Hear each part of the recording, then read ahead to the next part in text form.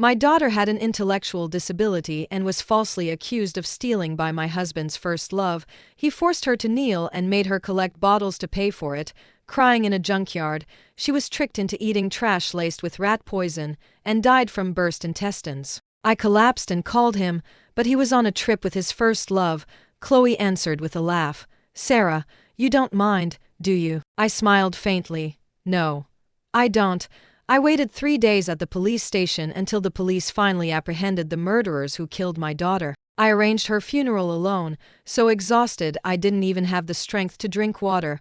On's memorial on the 7th day. Marcus, who had been missing for days, finally returned.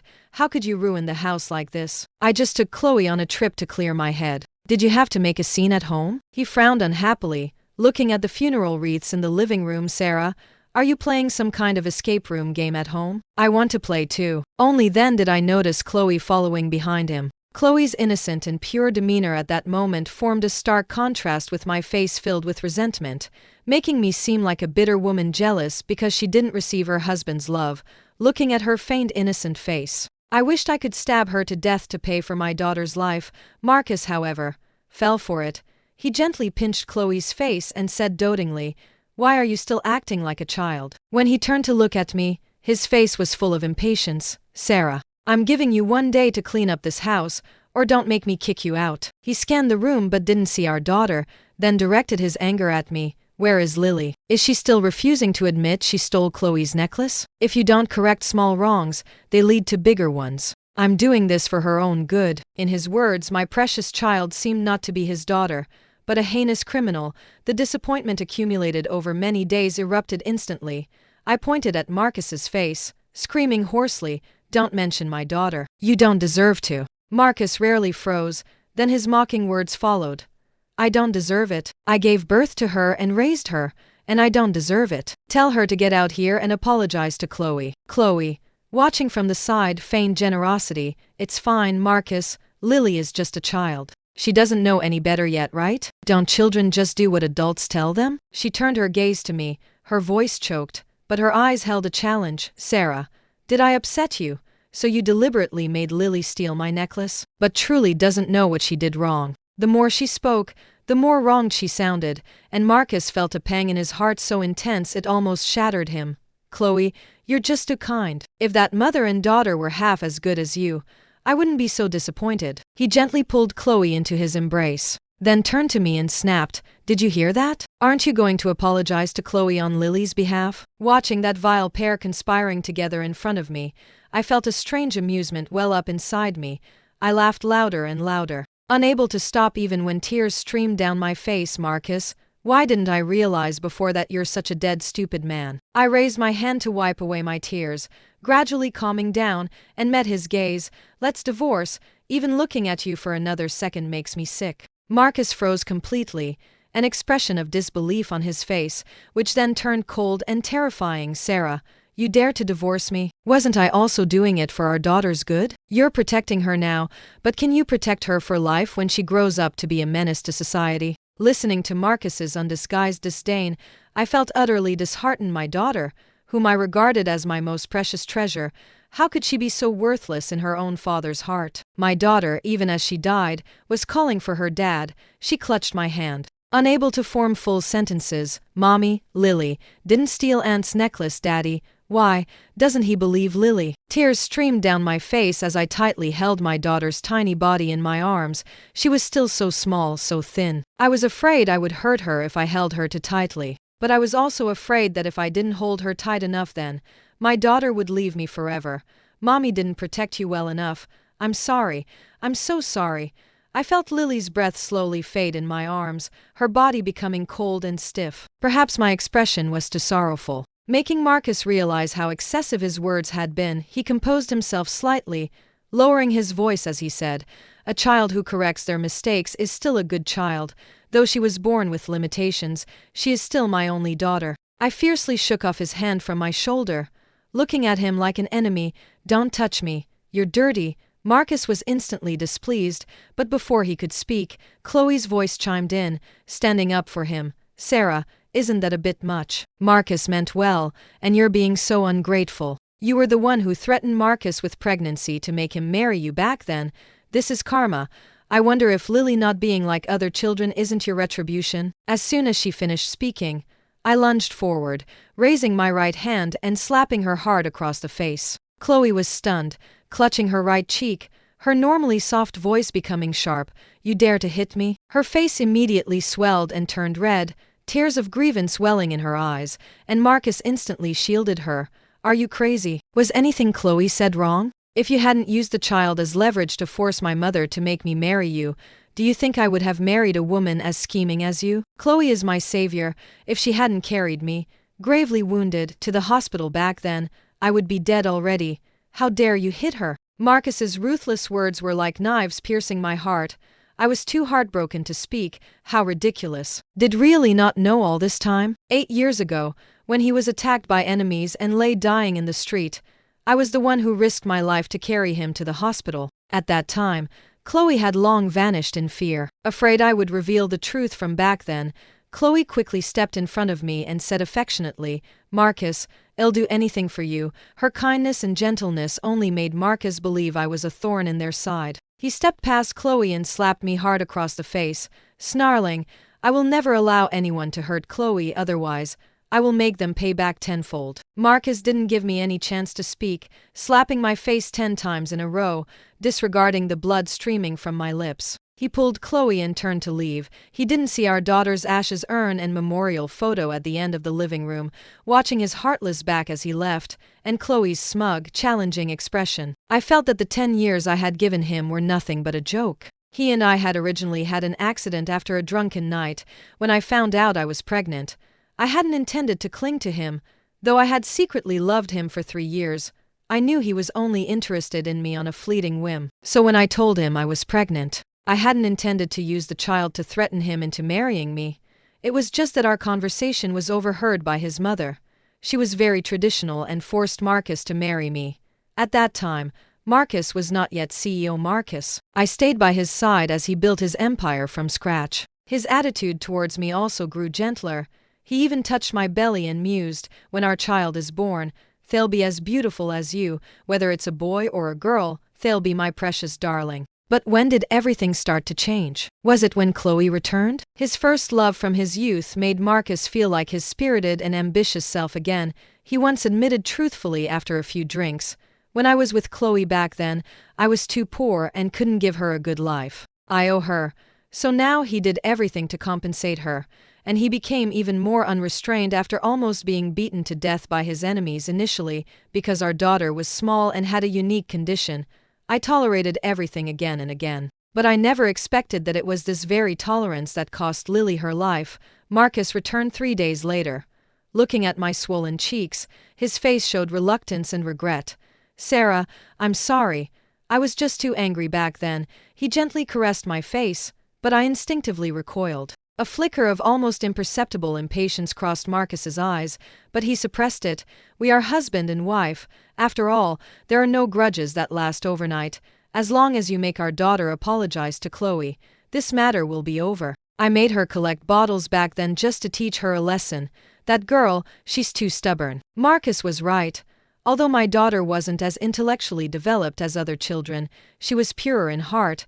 If she didn't do something, she would never admit it, apologize. "Fine. You make Chloe die and go to the afterlife, then see if Lily will apologize to her." I bit my lip, staring intensely at him. "Enough. What do you mean by that? You're cursing our daughter to die." Marcus's voice was filled with disappointment. As if all of this was a lie concocted by me out of jealousy towards Chloe. "Our daughter is already dead." I closed my eyes, painfully speaking the truth, my nails digging hard into my flesh. Yet I felt no pain. Marcus fell silent, the air filled with a suffocating oppressiveness. The next second, he tightly gripped my neck and snarled, "So your daughter's compulsive lying is something she learned from you." I felt dizzy, my hands unconsciously struggling, but he still wouldn't let go.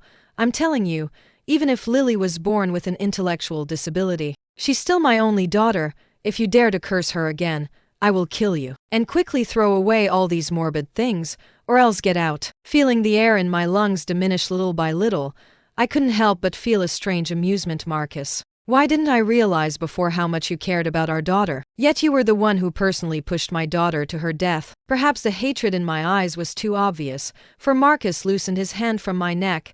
Go reflect on yourself when you understand. Bring Lily here and apologize to me. Marcus stormed out, leaving me alone on the floor, coughing uncontrollably. Lily, my daughter, Mommy didn't protect you well enough.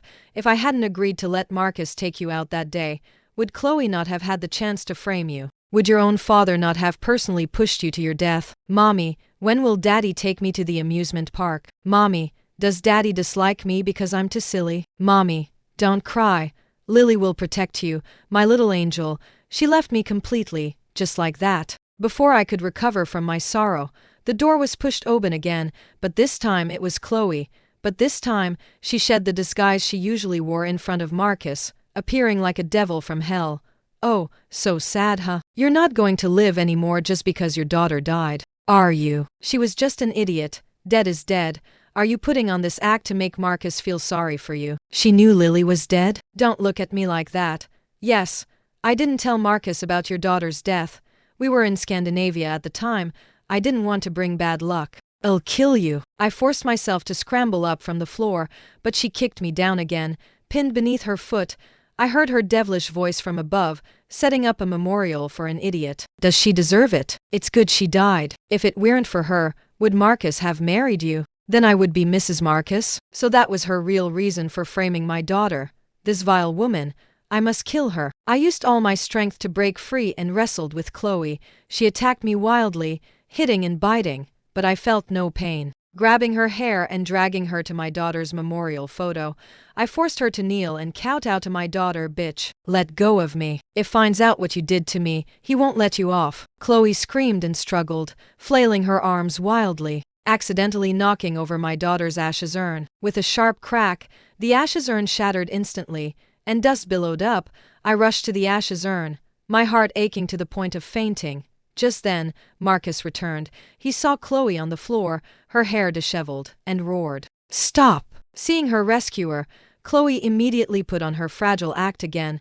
She limped over to Marcus, stammering, "Marcus, I just wanted to persuade her not to argue with you, and she tried to kill me. She even used these things to scare me." Marcus's comforting voice was a noisy buzzing in my ears, crying.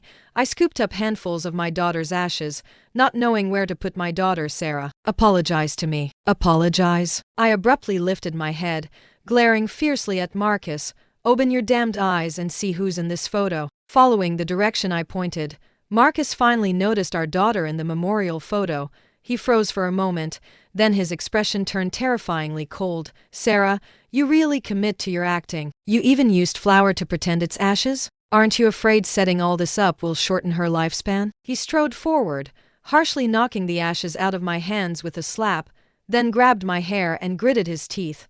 "So you like acting, huh? Fine. Then eat all this flour." As soon as he finished speaking, he grabbed a handful of ashes and forcefully stuffed them into my mouth.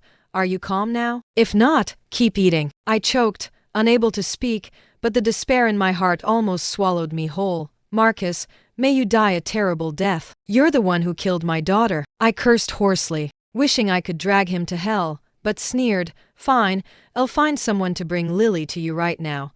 Let's see what you have to say then." He finished speaking and called his assistant, telling him to bring our daughter to him at all costs. But the assistant's next words made him freeze on the spot. "CEO Marcus, your daughter has already passed away. Didn't Ms. Chloe tell you?" "Say that again." Marcus's knuckles turned white as he gripped his phone, still refusing to accept the truth. The assistant on the other end, terrified, trembled as he recounted our daughter's cause of death.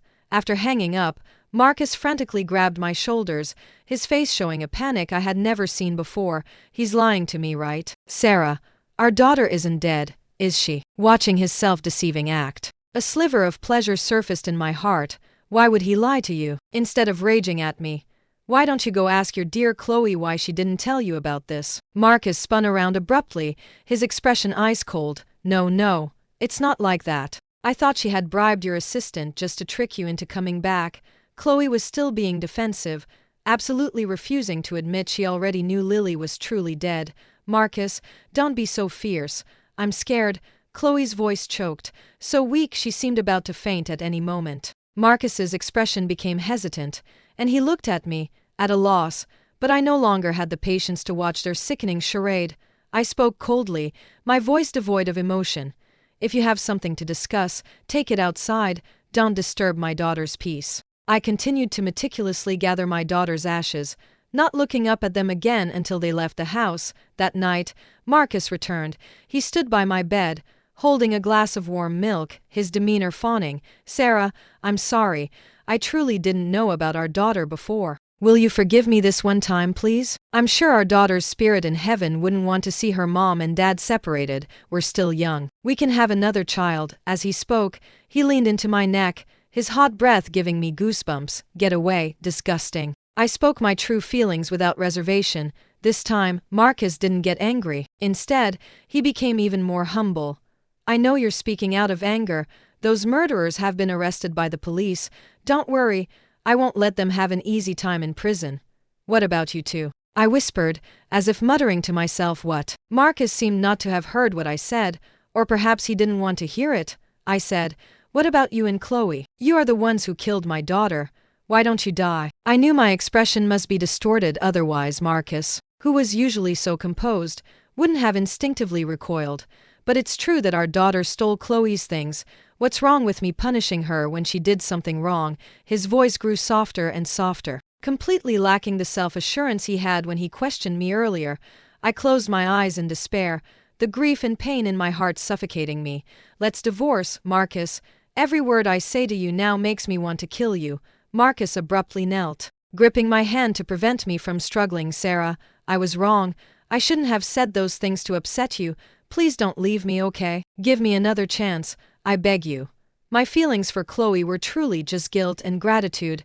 I also thought I didn't love you before. But when you suggested leaving me, I realized I had already fallen in love with you. Marcus must not have been lying. His eyes were bloodshot, and 2 lines of tears fell silently. If it were the old me, I would have been incredibly moved by his words, but now, all the love I had for him had turned into the hatred of my daughter's murder. "But I don't love you anymore." Just then, Marcus's phone suddenly rang. The caller ID showed Chloe. He glanced at me guiltily, but still walked out of the room to answer the call. "I'm sorry, Sarah. Something happened with Chloe. I have to go. Wait for me to come back." I didn't wait for him. The next day, I took my daughter's belongings and moved out of the Gu family home, but Marcus still found me. Only this time, he didn't continue to beg for my forgiveness. "Lily's death was an accident. Chloe almost took her own life to atone for her. And you still can't forgive her." I looked at him mockingly, amused. "If I killed you and then failed to kill myself, would you forgive me?" Marcus's face was filled with pain, and he spoke as if making a monumental decision. "I'm sorry, Sarah." His voice was choked, seeming truly troubled. "You're a strong woman, but Chloe can't live without me. She saved my life back then. I can't abandon her. Perhaps in my next life, I'll make it up to you." Marcus was still being completely manipulated, and I truly found him utterly stupid. "Do you really believe she was the one who carried you to the hospital back then?" As soon as I spoke, Marcus abruptly looked up, his eyes filled with doubt. "What do you mean?" "When he woke from his coma, he saw Chloe by his bedside and assumed she had saved him, but what he didn't know was that Chloe only thought he was beyond saving and had come to steal his bank cards, yet he considered her his savior. It was utterly ridiculous. CEO Marcus is well connected. Why don't you ask the doctor from back then? Then you'll know everything." That night, I had a dream. I dreamed my precious darling truly became an angel. She flung herself into my arms, her eyes curved like crescents in a smile. "Mommy, the kids in heaven are all so nice. They don't laugh at Lily for being silly, but it still hurt so much when I died. I still have nightmares now."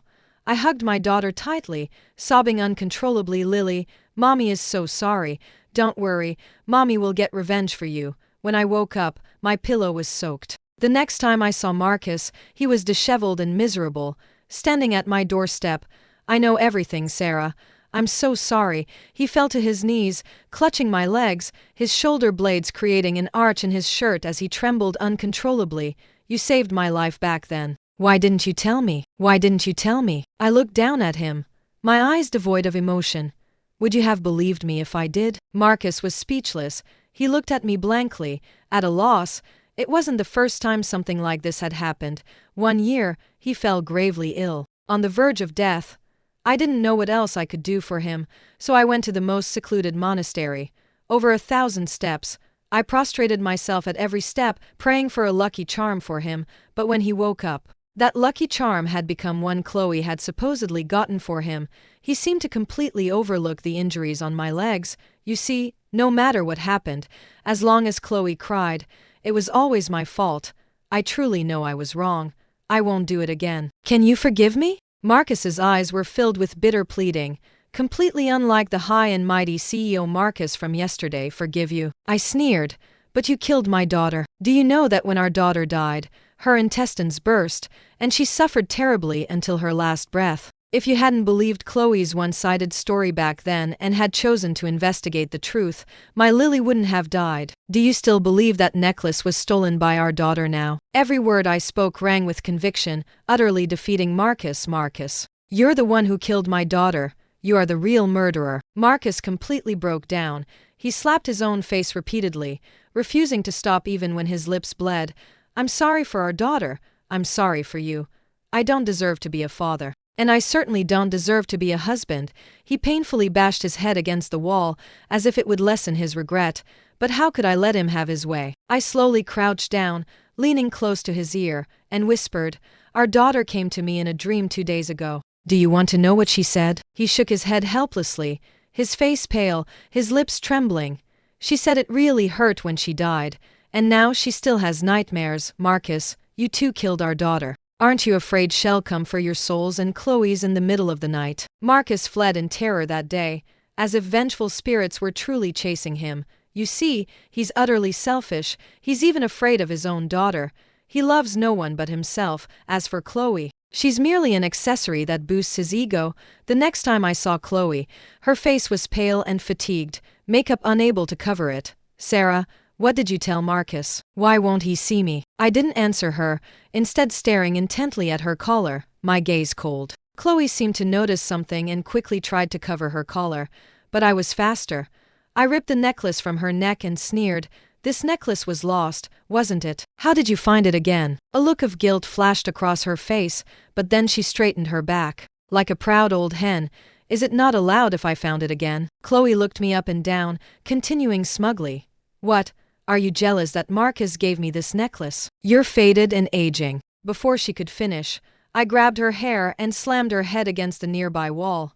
You deliberately framed my daughter, causing her to die tragically. Chloe, I want you to atone for my daughter's death. Although this was a truth I had already known. Seeing her face still made me tremble with rage. She shrieked curses. Bitch, let go of me. If finds out you dared to hit me, hell teach you a lesson. Fine. I want to see his reaction when he sees this necklace. Without another word, I pulled out my phone and called Marcus. Come and get your pet dog. Oh, and I have a gift for you too. Chloe hadn't expected me to act so quickly and immediately knelt, begging for mercy. I was wrong, Sarah. I truly know I was wrong. I was just playing a prank back then. I didn't expect it to cause such a big mess. Please, don't tell Marcus. Let me go. She was also afraid Marcus would hate her if he learned the full story, especially with Marcus's uncompromising approach. He was never soft on enemies, but I was also curious why Chloe was still able to provoke me unscathed. Perhaps simply didn't dare face the whole truth. He couldn't accept the fact that he had been completely manipulated by a woman. So he chose to escape, or perhaps he was considering their long-standing relationship. Regardless, I would tear open the facts and lay them bare before you. I wanted to see if your heart, Marcus, was truly made of iron. Not long after, Marcus arrived indeed. When he saw Chloe and the necklace, a trace of hatred flashed in his eyes. I had intended to let you go, but I never expected you to dare harass Sarah again. It seems you're tired of living. He pressed closer, scaring Chloe so much she couldn't stand steadily. Marcus, I really didn't mean to deceive you. I thought the necklace was lost, and only Lily had been in my bedroom. Before she could finish, Marcus slapped her, knocking her to the ground, then stepped on her fingers and brutally ground his foot down. Chloe's agonizing screams almost pierced my eardrums, but they didn't elicit an ounce of sympathy from Marcus. I saved your life back then. Chloe's voice trembled with pain. She still tried to use what happened back then as a get-out-of-jail-free card, but what she didn't know was that Marcus had already learned the truth. He gripped Chloe's chin tightly and snarled, "You still have the nerve to bring up what happened back then. Did you really take me to the hospital?" Chloe tried to argue, but gave up when she met Marcus's cold gaze. She wasn't foolish. She knew that if Marcus said that, it meant he already had all the evidence, so she simply gave up struggling, screaming hoarsely. Her voice filled with a wail. "So what? I truly love you. I was the one who was supposed to be Mrs. Marcus, but this woman, Sarah, usurped my place. It's good that Lily died. Why didn't she die sooner? And I only regret that she didn't die with her." Even at this point, Chloe's deepest hatred was still directed at me. I truly found her detestable yet even more pitiable. "No, you are the one who truly killed her. You made Lily collect trash. You killed your own daughter." Marcus was completely enraged by these words. He pulled a knife from his clothes and, without a word, slashed Chloe's face. "Don't let me see you again. Get out." Actually, Marcus had still shown some mercy. I saw that his gaze had initially been on Chloe's carotid artery, but after the knife was drawn, he changed its path. After screamed and fled, Marcus turned to look at me. His face filled with remorse and pain. "Sarah, can we truly not go back to how things were?" I shook my head gently, unwilling to say a single word more to him. "Are you blaming me for not killing her? But I don't want Lily to have a murderer for a father." No matter what high-sounding excuses he found, I only found it amusing. "Even if you had killed her, so what?" I sneered. "Would you then not be the murderer who killed Lily?" Marcus was as if struck by lightning, standing motionless for a long time. After that day, I never saw Marcus again. But for the past half-month, I had always felt a familiar gaze watching me in the shadows. Until that day, I spoke coldly to the empty space behind me. "Come out." After a moment of silence, I saw Marcus's figure. He was thinner, his old clothes seemed baggy, and he looked like he hadn't bathed in a long time, like a homeless person. "Sarah, I keep dreaming about Lily these past few days. She blames me for not believing her back then. She blames me for not spending more time with her." Marcus wept in agony, the sadness almost suffocating him. This time, he probably truly realized his mistake, but it was too late. When was alive, a single word of praise from him could make her so happy she couldn't sleep all night. Once, on Lily's birthday, Marcus had promised to take her to the amusement park. But just as they entered, he received a phone call from Chloe, and without a word, he left Lily there. He told her to wait for him where she was, saying he would be back soon, but he never returned until the amusement park closed. He never imagined that my daughter would wait so foolishly for him all day. By the time I found my daughter, she had almost fainted from dehydration. My precious girl lay in my arms, her voice weak. "Daddy told me to wait for him. If isn't good, Daddy will get angry, so forgive." What right did Marcus have to ask for Lily's forgiveness? What right did he have to ask for my forgiveness? I only had one daughter, just one precious child. "You brought this upon yourself." I suppressed the in my throat and coldly uttered those 4 words. As I turned to leave, Marcus grabbed my wrist. "Where is Lily buried? Please tell me. I'm her father. I have the right to know, please. Let me apologize to our daughter in person, okay?" I fiercely shook off his hand, leaving him with only 3 words. "You don't deserve." Marcus did not give up so easily. When he appeared in my sight once again, I finally told him the location of my daughter's grave. Upon hearing it, he was as happy as a child and immediately wanted to go to the cemetery, but I stopped him.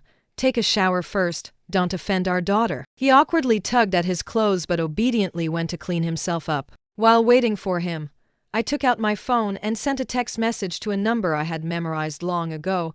Arriving at Lily's grave, Marcus looked at our daughter's small photo on the tombstone and wept uncontrollably. "It's Daddy's fault.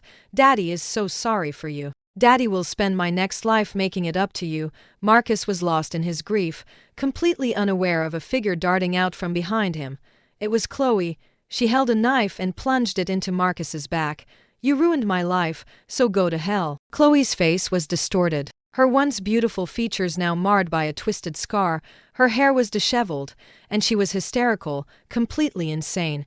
Marcus finally reacted. Ignoring his own pain, he grabbed Chloe's hair and slammed her head hard against a sharp corner of his daughter's tombstone. Blood immediately gushed from Chloe's temple, and she died on the spot. In death, her eyes were still filled with resentment. While waiting for the ambulance, Marcus was barely clinging to life. "Good paying with my life, for our daughter." He gasped. "Do you think she'll forgive me?" His eyes were filled with expectation, as if he was waiting for me to give a definite answer, but I said nothing, just watched him calmly until he took his last breath. "My darling, Mom avenged you, right here before your tomb," I whispered. "Will you resent Mom?" After confirming they were both dead, I finally lost control and sobbed uncontrollably at my daughter's grave. I had sent that previous text message to Chloe, telling her Marcus was coming to atone for what he did to our daughter. I knew, given her personality, she would definitely do something extreme. I wanted them both to atone for their sins before my daughter's grave, but I was also afraid my daughter would be disappointed in me because her mother was also a murderer, afraid that after I died, my darling wouldn't acknowledge me. Later, I inherited Marcus's entire estate. I used more than half of the money to establish a charity, Hope Charity, specifically to support children with unique needs. In my heart, they were just too precious for this world, as if heaven kept a piece of their soul, unwilling to send them fully to earth. They were the true angels. After doing all this, I felt utterly disheartened. Before deciding to end my own life, I made one last visit to Hope Charity. The children inside were laughing and playing, carefree and without a single worry, and no one bullied them for being different. After fulfilling my last wish, I turned to leave, but as I was about to exit, the corner of my clothing was clutched by a plump little hand. "Auntie, you're sad. You need to find more joy."